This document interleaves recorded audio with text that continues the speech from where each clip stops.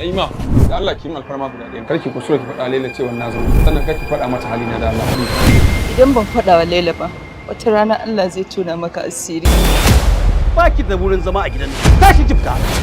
Wanda yasa zuciyarka take kenkashe akan lamarin yarinyar nan ne? Idan na dawo na same ta a gidan nan a bakin aure. Hasbunallahu wa ni'mal wakil. Babu inda za mu je da ke umma. Ba ki da gidan da ya wuce nan. Ba uwa. Ba uba. Babu wani dangi da zaki iya zama a gidan. Mace ba ta sakin kanta ba. Ai duk irin laifin da mijinta zai mata dole ta yi haƙuri da shi. Manyan mata zango na biyu. Ban ga dalilin da zai sa zuwa da ya shaye-shaye a gidana ba.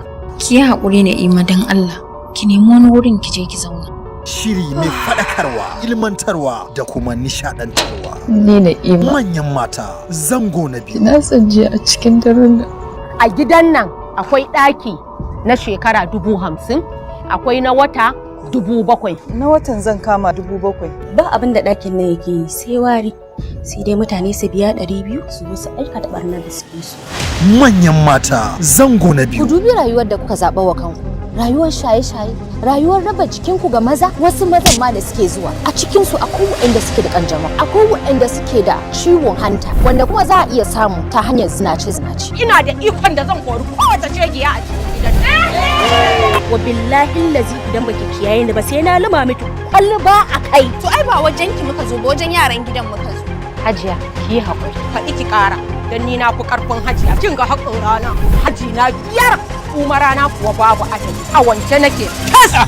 Manyan mata zango na biyu. Shirin Abdul Ahmad mai kwashewa. Rubutawa Yakubu M. Kumo. Ba da umarni Umar Jos tare da Aminu Esmo. Haka kawai wani ya tare shi ya buga masa wuka. Ba abin da ya ɗauka a jikin shi illa waya. Wayar da ba ta fi 15,000. Kamar da ƴaƴan marayu ya mayar da uwarsu bazawara. Dole hukumomi su fito, dole a tabbatar da hukunci akan rai, hannu akan hannu, kunne akan kunne, ido akan ido. Manyan mata zai dinga zuwa muku daga karfe 8:30 na dare a tashar mu ta YouTube Abnur Entertainment da kuma karfe 9 na dare a tashar Arewa 24. Wallahi shine Alhaji ko a ina zai iya gane shi.